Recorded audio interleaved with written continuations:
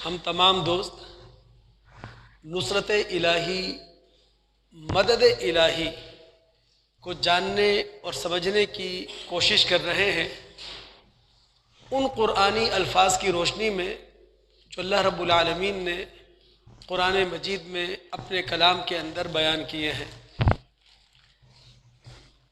گزشتہ جمعے ہماری گفتگو ہو رہی تھی لفظ عون پر، اور میں نے آپ سے کہا تھا عون کا معنی ہے مدد، اعانہ کا معنی ہوتا ہے مدد کرنا، تعاونہ کا معنی ہوتا ہے ایک دوسرے کی مدد کرنا، استعانہ کا مطلب ہوتا ہے مدد چاہنا، مدد طلب کرنا، اور مستعان وہ ہستی ہوتی ہے جس سے مدد طلب کی جائے۔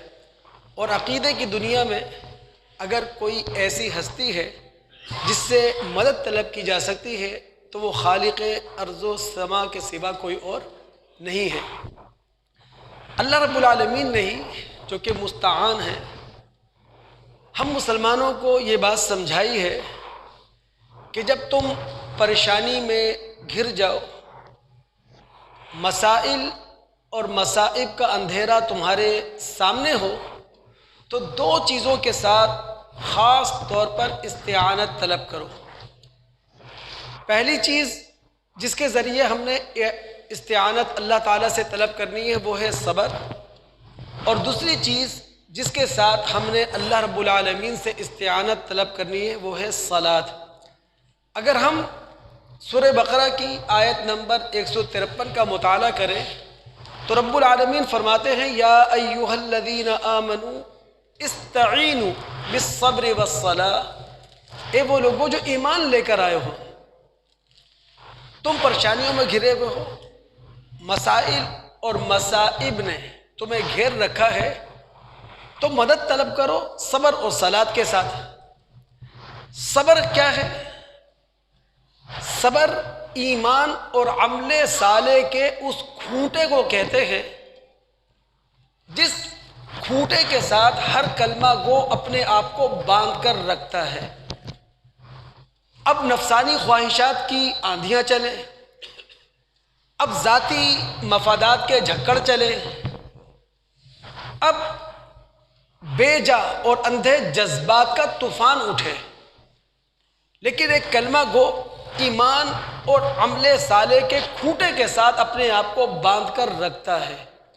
یہی وجہ ہے کہ ہمارے نبی محمد الرسول اللہ صلی اللہ علیہ وسلم نے فرمایا الصبر ضیاء، صبر ایک روشنی ہے، یعنی مسلمان کے لیے حالات چاہے اس کے حق میں نہ ہوں، اس کے موافق نہ ہوں، لیکن وہ اپنے آپ کو اعتدال کے راستے پر رکھتا ہے، اطمینان کے راستے پر رکھتا ہے۔ اور جب بھی ہم اپنے آپ کو اطمینان اور اعتدال کی راہ پر رکھیں گے تو ہمارا آنے والا کل روشن ہوگا، ہمارا جو فیوچر ہے وہ انشاءاللہ برائٹ ہوگا۔ دوسری چیز جس کے ذریعے ہم مسلمانوں نے اللہ تعالیٰ سے خاص طور پر استعانت طلب کرنی ہے وہ ہے صلاۃ۔ صلاۃ کہتے ہیں میٹنگ فرام اللہ، یعنی اللہ رب العالمین سے ملاقات کرنے کو۔ اور بڑا ہی بدقسمت ہے وہ مسلمان، بڑا ہی بد نصیب ہے وہ مسلمان جو نماز کے ذریعے اللہ رب العالمین سے ملاقات نہ کرنا چاہتا ہو، ملاقات نہ کرنے کا ارادہ رکھتا ہو، بڑا بد نصیب ہے۔ اب غور کریں، ابن ماجہ کی معروف روایت ہے، ابو الدرداء رضی اللہ تعالیٰ عنہ راوی ہیں، وہ کہتے ہیں کہ نبی علیہ الصلاۃ والسلام نے اوصانی خلیلی، یعنی میرے خلیل نے، میرے دوست نے مجھے وصیت کی، نصیحت کی۔ تو چند نصیحتیں ہیں، ان میں سے ایک نصیحت جو نبی علیہ الصلاۃ والسلام نے اپنے صحابی ابو الدرداء کو کی تھی وہ یہ لا تترکن صلاۃ مکتوبۃ متعمدہ، اے ابو الدرداء کبھی بھی جان بوجھ کر فرض نماز نہیں چھوڑ دینا۔ اور پھر آپ نے فرمایا فمن ترکھا متعمدا، جو فرض نماز کو جان بوجھ کر چھوڑ دے۔ میں نے پہلے کہا کہ نماز کی تعریف کیا ہے؟ اللہ تعالیٰ سے میٹنگ، اللہ تعالیٰ سے ملاقات، یعنی خالق ارض و سما وہ ہمارے سامنے ہو، وہ ہم سے گویا ہو، ہم اسے اپنے دل کے دکھڑے سنا رہے ہوں، ہم اسے اپنے اندر کی کہانی بتا رہے ہوں اور وہ توجہ کے ساتھ ہماری بات سن رہا ہو، ہماری باتیں غور سے سن رہا ہو، یہ میٹنگ آف اللہ۔ تو جس شخص نے جان بوجھ کر فرض نماز چھوڑ دی، فرض نماز ترک کر دی، فقط بریت منہ ذمۃ اللہ، اللہ رب العالمین کے ذمے سے وہ نکل گیا۔ اور عربی میں ذمہ کہتے ہیں اس عہد کو، اس معاہدے کو، اس ذمہ داری کو، اس قول و قرار کو کہ جسے اگر پورا نہ کیا جائے تو وہ شخص قابل مذمت ہوا کرتا ہے۔ مدد کے لیے ایک لفظ قرآن کے اندر استعمال ہوا ہے، وہ ہے ظاہرہ۔ اس کا معنی ہوتا ہے کہ کسی کو اتنی قوت فراہم کر دی جائے کہ قوت مل جانے کے بعد وہ شخص اپنا کام نکال سکے، اپنا کام کر سکے۔ اسی ظاہرہ سے اس میں فاعل کا صیغہ ہے ظہیر، مدد کرنے والا، پشتبا بننے والا، سہارا بننے والا۔ حقیقی ظہیر اور عقیدے کی دنیا کا واحد ظہیر وہ اللہ رب العالمین ہے، اس کے علاوہ کوئی اور نہیں ہے۔ اگر ہم مطالعہ کر سکیں سورہ سبا کی آیت نمبر 22 کا، مکی صورت ہے، نبی علیہ الصلاۃ والسلام کے ذریعے کہلوایا گیا۔ ہم سب جانتے ہیں کہ نبی علیہ الصلاۃ والسلام کی نبوت اور رسالت میں جس دور میں آنکھ کھولی ہے یہ شرک کا دور ہے، یہ توحید کا دور نہیں تھا۔ یہ تو نبی علیہ الصلاۃ والسلام کی مواحدانہ آواز تھی جو مکہ کے اندر گونج رہی تھی، ابھی باہر گئی بھی نہیں تھی۔ تو نبی علیہ الصلاۃ والسلام کے ذریعے کہلوایا گیا قُلِ ادْعُوا الَّذِينَ زَعَمْتُم مِّن دُونِ اللَّهِ، اے محمد صلی اللہ علیہ وسلم ان لوگوں کے سامنے، ان انسانوں کے سامنے ایک علم اور عقل کی بات رکھو۔ اور وہ بات کیا ہے کہ تم پیش کرو، تم مدد مانگ چھوڑو ان معبودوں سے جن کو تم نے خدا کے مقابلے میں معبود بنا رکھا ہے۔ آسمان اور زمین میں ذرہ برابر وہ ملکیت نہیں رکھتے، آسمان و زمین کے اقتدار میں ان کا ذرہ برابر حصہ نہیں ہے۔ پھر اللہ فرماتا ہے وَمَا لَهُ مِنْهُمْ مِنْ ظَهِيرٍ، جن کو تم نے معبود بنا کر خدا کے مقابلے میں کھڑا کر دیا ہے ان میں سے کوئی بھی اللہ کا ظہیر نہیں ہے، اللہ کا مددگار نہیں ہے۔ تو عقیدے کی دنیا میں ظہیر پوری کائنات کے اندر صرف ایک ہستی ہے اور وہ خالق اور مالک کی ہستی ہے۔ یہی وجہ ہے دوستو، جب الحمد سے لے کے والناس تک ہم پورے قرآن کو پڑھ جاتے ہیں، پورے قرآن میں انبیاء علیہم الصلاۃ والسلام کی دعائیں بھی موجود ہیں، انبیاء علیہم الصلاۃ والسلام کے استغاثے بھی موجود ہیں، انبیاء علیہم الصلاۃ والسلام کی استعانت بھی موجود ہے، اور ان کی ہر دعا، ان کی ہر استعانت، ان کا ہر استغاثہ اللہ رب العالمین سے ہے، اللہ رب العالمین کے علاوہ کسی اور سے نہیں ہے۔ انہوں نے ہاتھ اٹھائے ہیں تو خالق ارض و سما کے سامنے اٹھائے ہیں، انہوں نے اگر جھولی پھیلائی ہے تو خالق ارض و سما کے سامنے پھیلائی ہے۔ پھر ایک اور بات سمجھیں اسی لیے ظہیر کی روشنی میں، یہ جو اللہ رب العالمین کا کلام قرآن مجید کی شکل میں ہمارے سامنے ہے، دوستو یہ ہم مسلمانوں پر اللہ رب العالمین کا اتنا بڑا انعام ہے کہ جتنی قدر ہمیں اس کی کرنی چاہیے تھی اس کی قدر ہم نہیں کر پا رہے۔ اتنا بڑا انعام کہ اگر قرآن کے تمام مخالفین سر جوڑ کر بیٹھ جائیں، ایک دوسرے کے ظہیر بن جائیں، ایک دوسرے کے مددگار بن جائیں اور قرآن جیسی کتاب لانے کی کوشش کریں، نہیں لا سکتے۔ کیوں؟ کہ قرآن ایک معجزاتی کتاب ہے، اپنی زبان کے لحاظ سے بھی یہ معجزہ ہے، اپنے طرز استدلال کے لحاظ سے بھی یہ معجزہ ہے، اپنے اسلوب بیان کے لحاظ سے بھی معجزہ ہے، اپنے مضامین، اپنی مباحث، اپنی تعلیمات، اپنی اخبار غیب کے لحاظ سے یہ معجزہ ہے۔ تو قرآن ایک معجزاتی کتاب ہے، اس کی مسلم دنیا قدر نہیں کر رہی۔ میں کہہ رہا ہوں پوری مخالف دنیا سر جوڑ کر آپس میں ظہیر بن جائے، مددگار بن جائے، قرآن جیسی کتاب نہیں لا سکتی۔ سورہ بنی اسرائیل آیت نمبر 88، رب العالمین نے کہا قُلْ إِنِ اجْتَمَعَتِ الْإِنسُ وَالْجِنُّ، یہ سارے انس، یہ سارے جن مل جائیں صرف اس لیے، اس فکر میں کہ قرآن جیسی کتاب یہ لا سکیں گے، یہ نہیں لا سکتے۔ وَلَوْ كَانَ بَعْضُهُمْ لِبَعْضٍ ظَهِيرًا، چاہے قرآن کے سارے مخالفین ایک دوسرے کے لیے ظہیر ثابت ہوں، ایک دوسرے کے لیے مددگار ثابت ہوں۔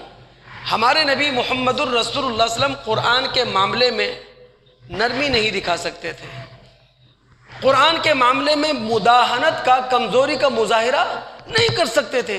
تو ہم مسلمان کیسے قرآن کے معاملے میں کمزوری کا مظاہرہ کر سکتے ہیں، نرمی کا مظاہرہ کر سکتے ہیں، مداہنت کا مظاہرہ کر سکتے ہیں؟ سورہ قصص آیت نمبر 86 کا مطالعہ کریں، مکی صورت ہے۔ رب العالمین فرماتے ہیں اے محمد الرسول اللہ صلی اللہ علیہ وسلم، آپ اس بات کے امیدوار نہیں تھے کہ آپ کو قرآن دیا جانے والا ہے، آپ پر وحی نازل کی جانے والی ہے، کسی کتاب کو آپ کے ہاتھوں میں دیا جا رہا ہے، آپ اس بات کے امیدوار نہیں تھے۔ یہ تو رب العالمین کی رحمت ہے کہ رب العالمین نے اس کتاب کے لیے آپ کا انتخاب کیا۔ پھر آگے پتہ ہے کیا کہا؟ فَلَا تَكُونَنَّ ظَهِيرًا لِلْكَافِرِينَ، اے محمد صلی اللہ علیہ وسلم قرآن کے معاملے میں نرمی دکھاتے ہوئے، قرآن کے معاملے میں کمزوری کا مظاہرہ کرتے ہوئے، قرآن کے معاملے میں مداہنت کا مظاہرہ کرتے ہوئے آپ کافروں کے ظہیر نہ بن جائیں، آپ کافروں کے مددگار نہ بن جائیں۔ تو جب محمد الرسول صلی اللہ علیہ وسلم قرآن کے معاملے میں کافروں کے ظہیر نہیں بن سکتے، قرآن کے معاملے میں کمزوری کا مظاہرہ کر کے، تو ہم کیسے کر سکتے ہیں؟ اسی لیے دوستو، مسلم دنیا کی سب سے بڑی طاقت یہ اللہ رب العالمین کی وحی ہے جو قرآن کی شکل میں ہمارے پاس موجود ہے۔ ہم تمام مسلمانوں کا اس کے ساتھ جو تعلق ہونا چاہیے وہ پڑھنے کے لحاظ سے بھی ہو، وہ سمجھنے کے لحاظ سے بھی ہو، اور سب سے بڑھ کر ہم تمام مسلمانوں کا، پوری مسلم دنیا کا اس قرآن کے ساتھ جو تعلق ہو وہ عمل کے لحاظ سے ہونا چاہیے۔ وہ جو ابو موسیٰ اشعری رضی اللہ تعالیٰ عنہ کی روایت ہے کہ نبی علیہ السلام نے فرمایا، وہ مسلمان جو قرآن پڑھتا ہے، قرآن سمجھتا ہے اور قرآن پر عمل کرتا ہے، اس کی مثال ترن جبین کی سی ہے، شبنم کی طرح کانٹوں پر گرنے والی چیز، میٹھی چیز، قدرتی شکر، قدرتی چینی جو جم جاتی ہے کانٹوں پر گرنے کے بعد، ترن جبین کی سی ہے۔ آپ نے فرمایا ریحھا طیب و طعمھا طیب، اس کی بو بھی اچھی ہے اور اس کا ذائقہ بھی خوشگوار ہے۔ لیکن ایک مسلمان وہ ہے جو قرآن پڑھتا نہیں ہے، قرآن سمجھتا نہیں ہے، لیکن قرآن پر عمل کر جاتا ہے۔ اور وہ عمل کس طرح کر لیتا ہے؟ سنتا ہے، کسی سے معلومات لے لیتا ہے۔ تو آپ نے فرمایا ایسے مسلمان کی مثال جو قرآن پڑھ نہیں رہا، سمجھ نہیں رہا، صرف عمل کر رہا ہے سن کر، اس کی مثال کھجور کی سی ہے، لا ریح لہا، جس میں کوئی خوشبو نہیں ہوتی۔ رسول یہ چاہتا ہے مسلمان کے اندر خوشبو ہونا چاہیے، ایمان کی، عمل کی خوشبو ہونا چاہیے۔ اس کی خوشبو نہیں ہے، ہاں وطعمھا حلو، اس کا ذائقہ میٹھا ہے کھجور کا، اس میں خوشبو نہیں ہوتی۔ ہمارے رسول صلی اللہ علیہ وسلم نے کتنی بڑی بات کہی ہے دوستو، چونکہ رسول یہ چاہتا ہے، خالق یہ چاہتا ہے کہ ماننے والوں کا قرآن کے ساتھ جو تعلق ہو وہ فکری ہو، وہ شعوری ہو۔ ترمذی، ابو داؤد، دارمی کی روایت ہے، آپ علیہ السلام نے فرمایا لم یفقہ من قرأ القرآن فی اقل من ثلاث، اس شخص نے قرآن کو سمجھا ہی نہیں جس نے قرآن کو 3 دن سے کم میں ختم کر دیا۔ یعنی یہ قرآن مردوں کو بخشوانے کے لیے نہیں ہے، معذرت کے ساتھ، یہ قرآن روایتی انداز میں پڑھنے والی کتاب نہیں ہے، یہ خالق اور مالک کا شعور ہے، یہ اس کی حکمت ہے، یہ اس کی دانائی ہے۔ اور اگر مسلم دنیا اس کو پیٹ دکھائے گی، مسلم دنیا اس سے بے رخی اختیار کرے گی، مسلم دنیا کلام الہی کو ترجیح نہیں دے گی، تو پھر ظاہر ہے انہی حالات سے مسلم دنیا نے گزرنا ہے جن حالات میں ہم مسلم دنیا کو اس وقت دیکھ رہے ہیں۔ اللہ رب العالمین ہم سب پر رحم فرمائے۔ ظہیر کا معنی ہوتا ہے مددگار۔ اسی کی روشنی میں ایک اور بات اچھے طریقے سے سن لیجئے، میں نے کہا عقیدے کی دنیا میں ظہیر پوری کائنات میں ایک ہی ہستی ہے، اور وہ ہے خالق اور مالک کی ہستی۔ وہ خالق اور مالک ہم سے یہ کہہ رہا ہے، نسل پرستی کی بنیاد پر، لسانیت کی بنیاد پر، قومیت کی بنیاد پر کبھی بھی غلط کا ساتھ نہیں دینا، چاہے وہ تمہارا بھائی ہو، تمہارا خونی رشتہ دار ہو، تمہارا پڑوسی ہو۔ نسلیت کی بنیاد پر، قومیت کی بنیاد پر، لسانیت کی بنیاد پر کبھی بھی، یہ کون کہہ رہا ہے ہم سے؟ ہمارا خالق، ہمارا مالک، جو عقیدے کی دنیا کا واحد ظہیر ہے، اس کے علاوہ کوئی ظہیر نہیں۔ اس مضمون کو اگر ہم سمجھنا چاہیں تو سورہ قصص کی آیت نمبر 17 میں اتریں اور سیاق و سباق میں سمجھیں کہ کتنی گہری بات ہے جو خالق ارض و سما میں سمجھا رہے ہیں۔ ہم جانتے ہیں کہ موسیٰ علیہ السلام نے جو آنکھ کھولی ہے وہ مصر میں کھولی ہے۔ مصر میں صدیوں سے موسیٰ علیہ السلام کی قوم بنی اسرائیل غلامی کی زندگی گزارتی ہوئی آ رہی ہے۔ قبطیوں کے ہاتھوں لاکھوں بنی اسرائیلی غلام ہیں۔ اب ظاہر ہے کہ موسیٰ صلی اللہ علیہ وسلم نے جب آنکھ کھولی، اپنی قوم بنی اسرائیل کو دیکھا، تھوڑا سا نا انہیں خاموش کر دیں۔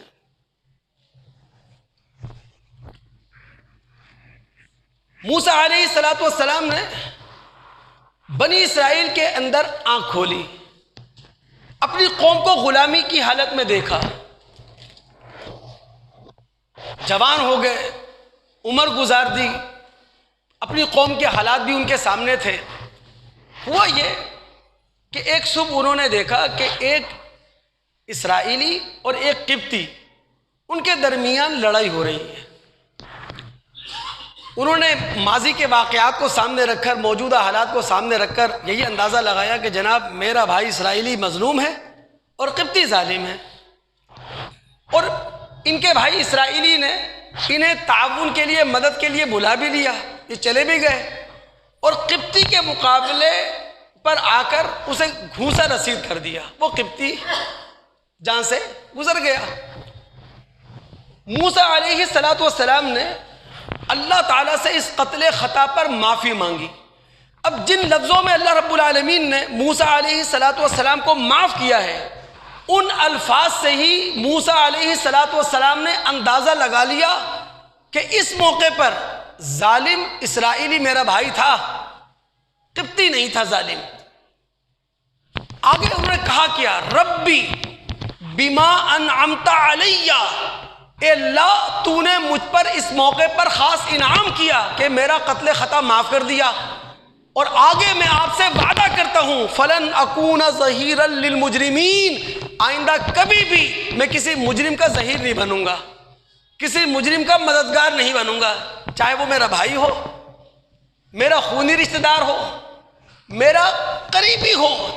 بھائی محمد الرسول اللہ صلی اللہ علیہ وسلم کی رسالت کو، نبوت کو ہو گئے 1450 سال، پاکستان کو بنے ہوئے ہو گئے 75 سال، لیکن ہم بدتر حالات میں کیوں ہیں کہ میگا سٹی کراچی، یہاں بھی لسانیت کا کارڈ آج تک کامیابی سے کھیلا جا رہا ہے، صوبہ سندھ یہاں بھی کامیابی کے ساتھ لسانیت کا کارڈ کھیلا جا رہا ہے، سندھ سے باہر جائیں دیگر صوبوں میں، وہاں بھی قومیت اور لسانیت کا کارڈ کامیابی کے ساتھ کھیلا جا رہا ہے۔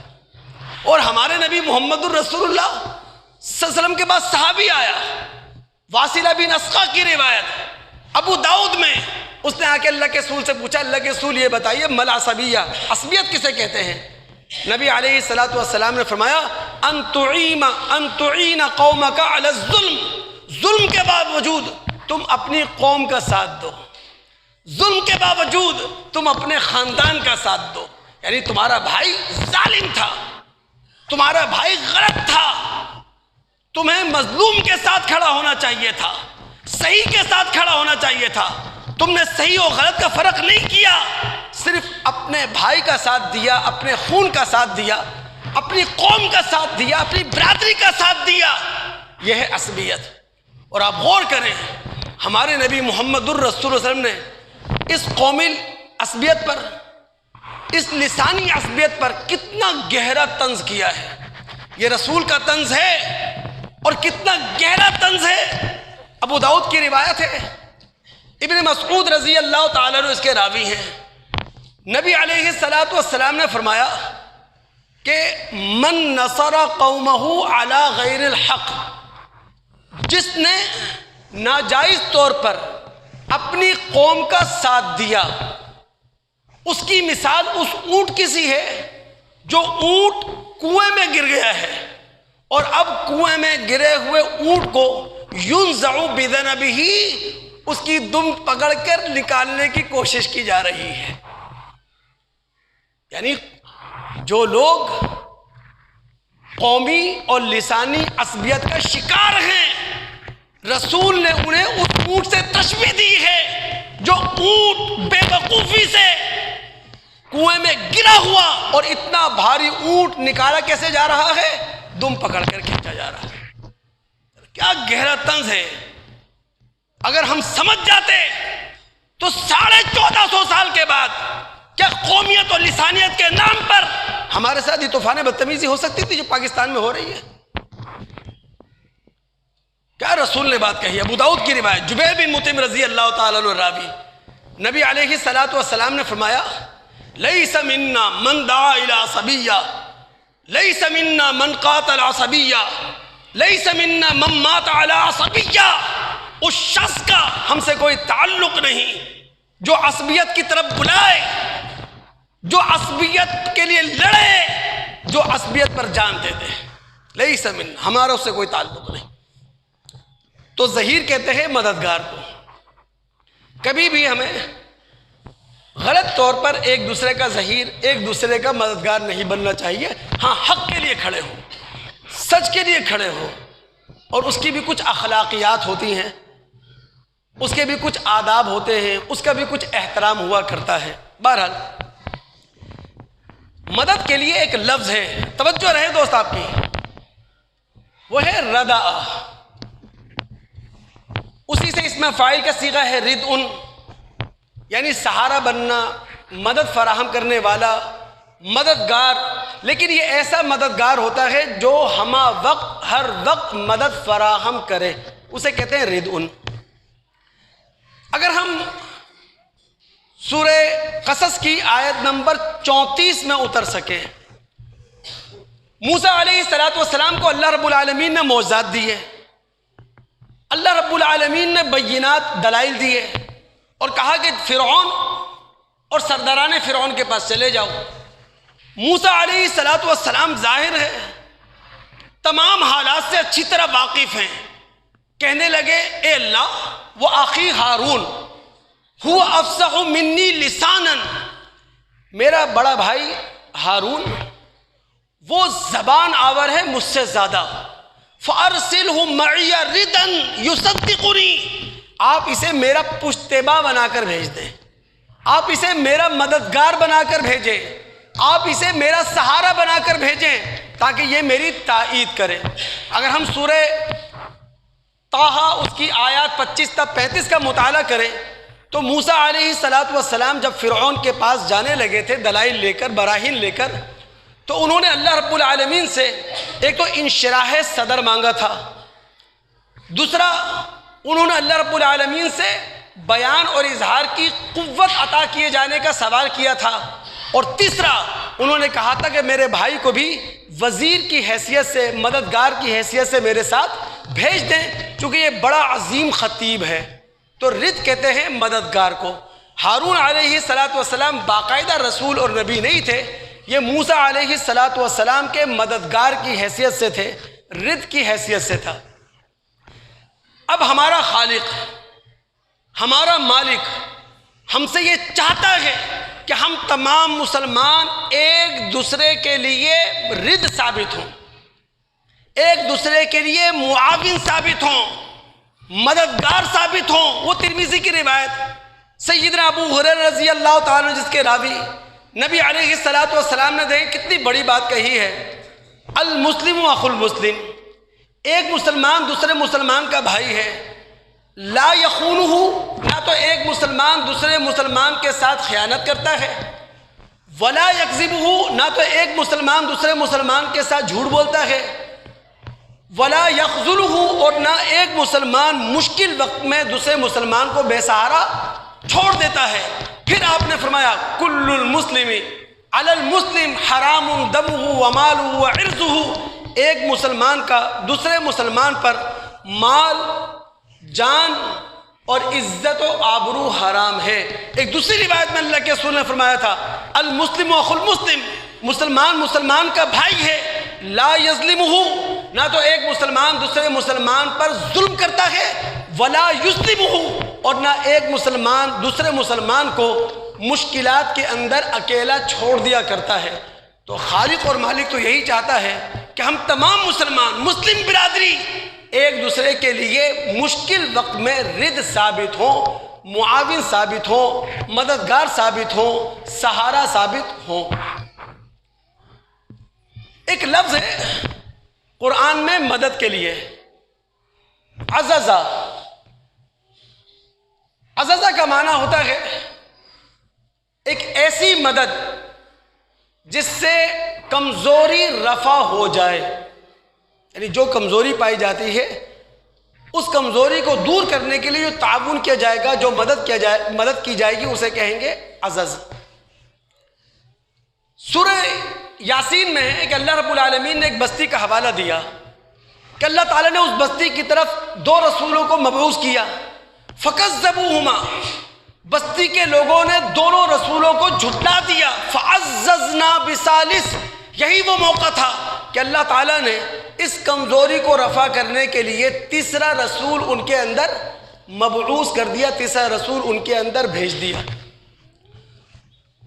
دوستو، یہ جو مسلمانوں پر مسلمانوں کی حکومت ہے، یہ اللہ رب العالمین کی بہت بڑی مدد ہے ہم مسلمانوں کے ساتھ، اگر ہم مسلمان اس کو سمجھیں۔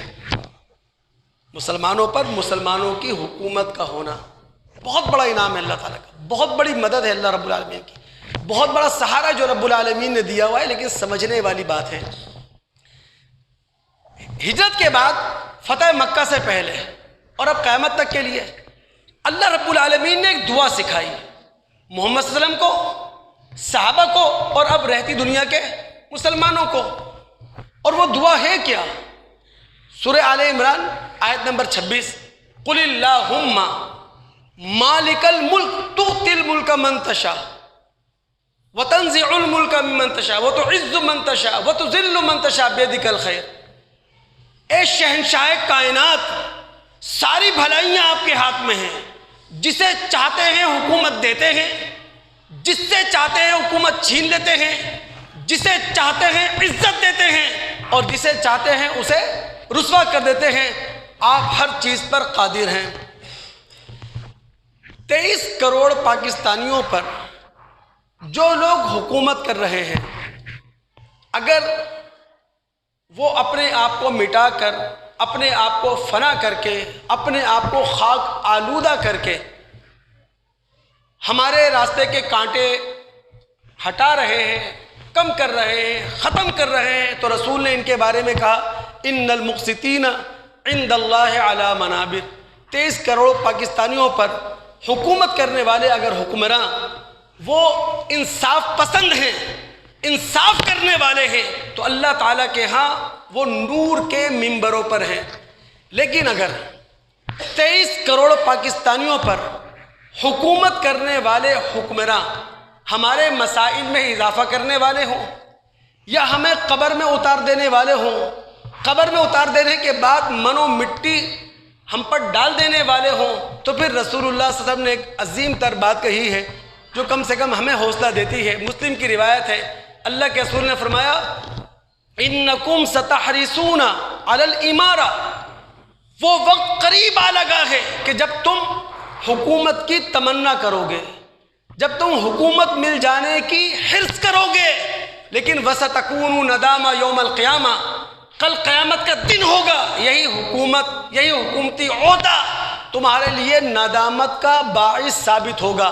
پھر اللہ کے رسول نے کہا فَنِعْمَ الْمُرْضِعَةُ وَبِئْسَتِ الْفَاطِمَةُ، دودھ پلانے والی عورت اچھی لگتی ہے اور دودھ چھڑا دینے والی عورت اچھی نہیں لگتی۔ یعنی جب تک حکومت ہے مزے کر لو، سر و فر کے ساتھ گھوم لو، پروٹوکول لے لو، جھنڈے والی گاڑیوں میں گھوم لو، جتنے مزے لوٹنے ہیں لوٹ لو، لیکن جب خالق ارض و سما کی بارگاہ میں، خالق ارض و سما کے سامنے کھڑے ہوگے، تم سے زیادہ رسوائی کسی اور کو ملنے والی نہیں ہے، تم سے زیادہ ذلت کسی اور کے ہاتھوں میں آنے والی نہیں ہے۔ تو یہ جو مسلمانوں کی حکومت مسلمانوں پر ہوا کرتی ہے، یہ رب العالمین کی ایک مدد ہے۔ اسی طرح دوستو، مسلمانوں کا آپس میں ایک دوسرے کے لیے نرم ہونا اور کافروں کے لیے سخت ہونا، یہ بھی اللہ رب العالمین کا بہت بڑا انعام، اللہ رب العالمین کی مدد ہے جس کو ہم سمجھتے نہیں ہیں۔ آپ اگر مطالعہ کریں سورہ مائدہ، اللہ تعالیٰ فرماتے ہیں، آیت نمبر 54 ہے،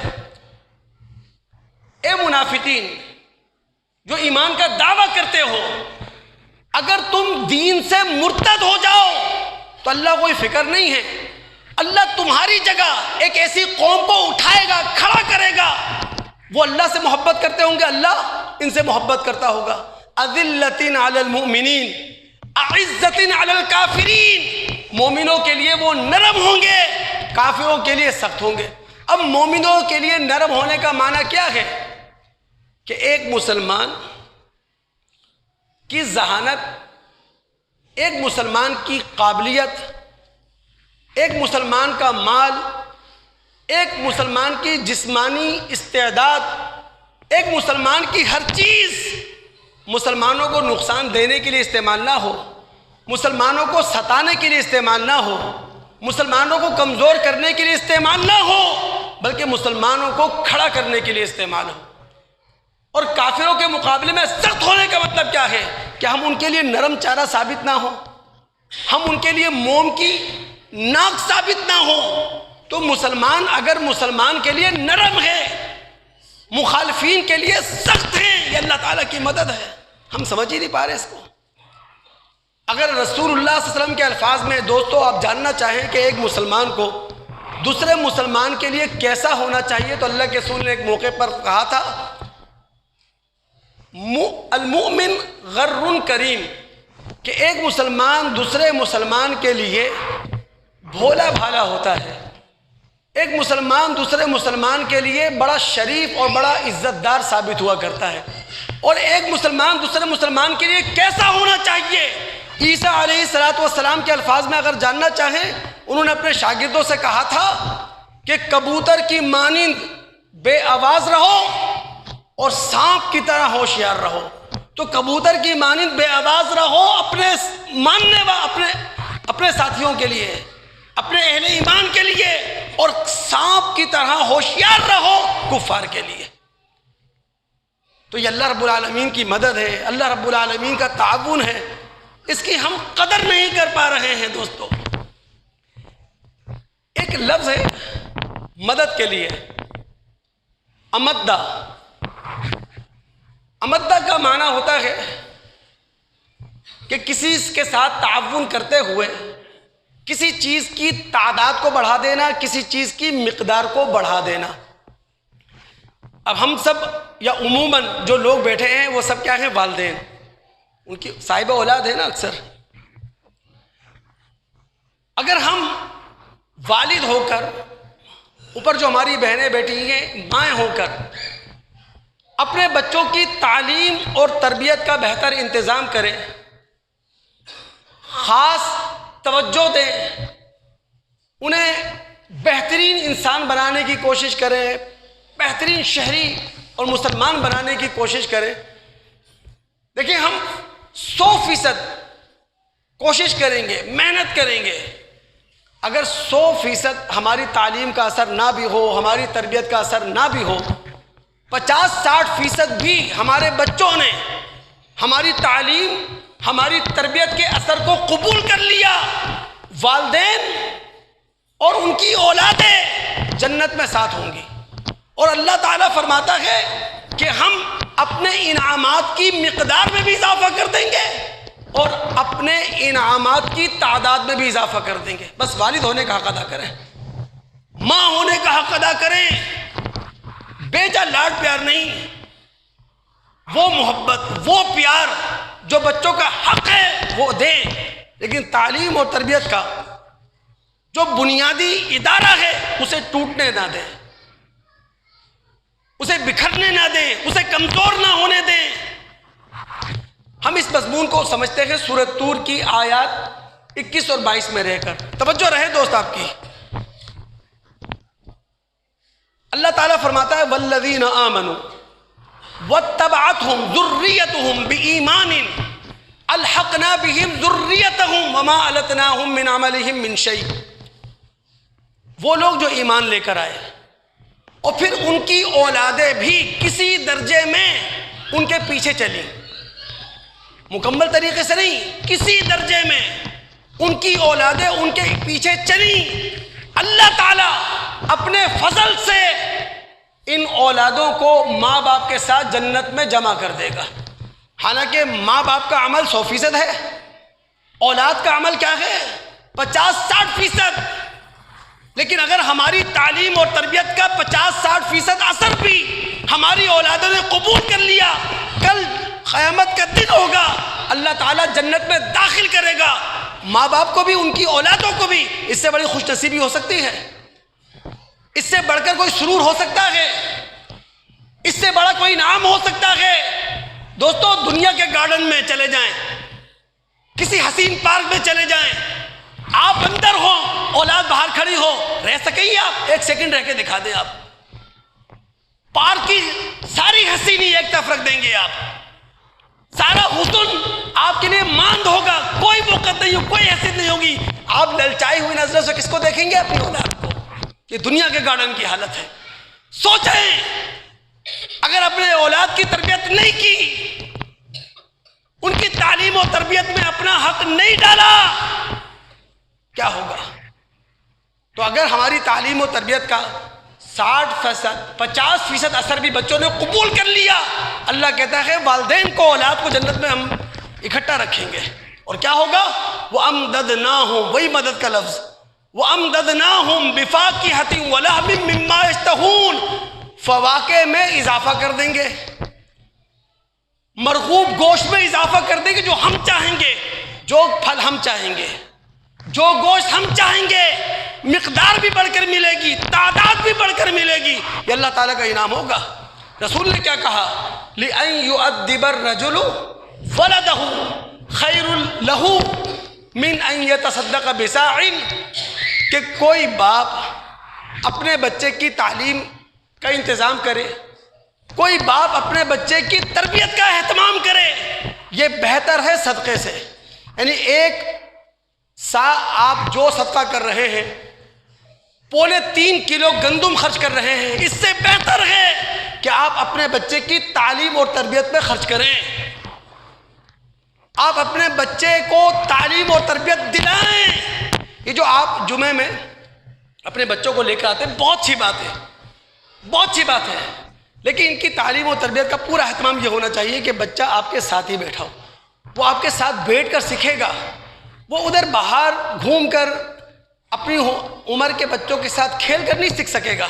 یہاں بٹھائیں اپنے ساتھ، آج کچھ نہیں سمجھ میں آئے گا، آج سو جائے گا، ٹھیک ہے نا، آج لیٹ جائے، کوئی مسئلہ نہیں ہے، سونے دیں اس کو، لیٹنے دیں اس کو، لیکن اس کو کم سے کم موقع تو ملے گا نا، اس کی تربیت تو ہوگی نا۔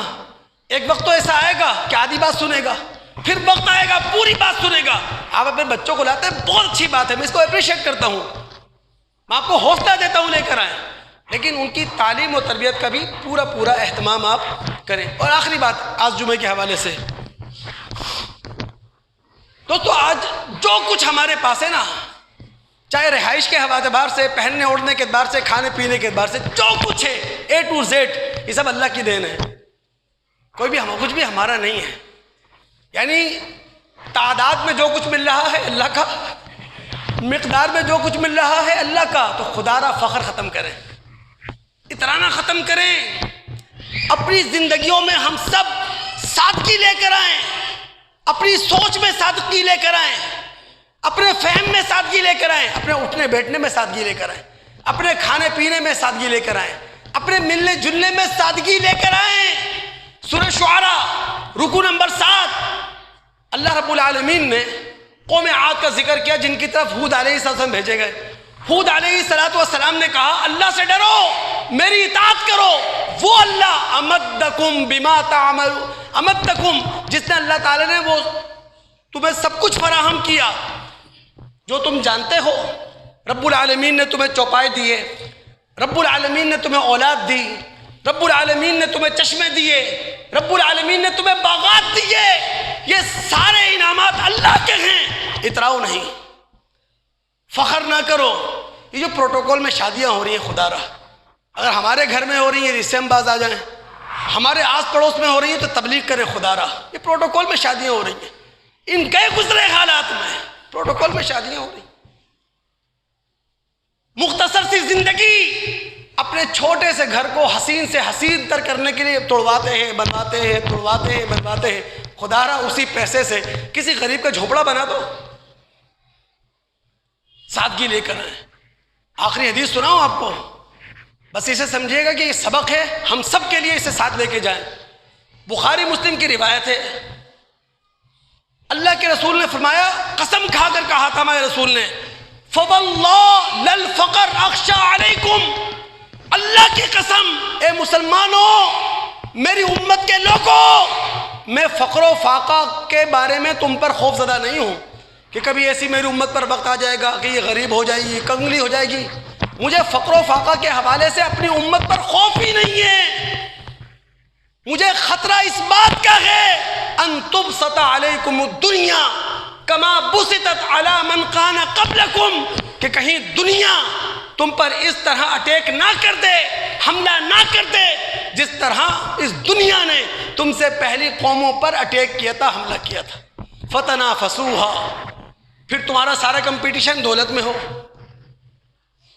پھر تمہارے سارے مقابلے دولت میں ہوں، پھر تمہارے سارے جھگڑے دولت میں ہوں، پھر خون کا رنگ بدل جائے دولت کی وجہ سے، رشتے کمزور ہو جائیں دولت کی وجہ سے، آنکھیں پھیر لی جائیں دولت کی وجہ سے، لوگ بات چیت کرنا چھوڑ دیں دولت کی وجہ سے، لوگوں کی گردن میں سریا آ جائے دولت کی وجہ سے، لوگوں کا سینہ تھن جائے دولت کی وجہ سے۔ رسول نے کہا میں اپنی امت کے معاملے میں جس چیز سے خوف زدہ ہوں وہ دولت کے فتنے سے ہے۔ فتہلککم کما اہلکتہم، یہ دولت میری امت کو اس طرح تباہ نہ کر دے جس طرح اس دولت نے تم سے پہلی امتوں کو تباہ کیا۔ اللہ تعالیٰ سے دعا، اللہ تعالیٰ سننے کے بعد سمجھنے کے بعد عمل کرنے کی توفیق عطا فرمائے۔ السلام علیکم ورحمۃ اللہ وبرکاتہ۔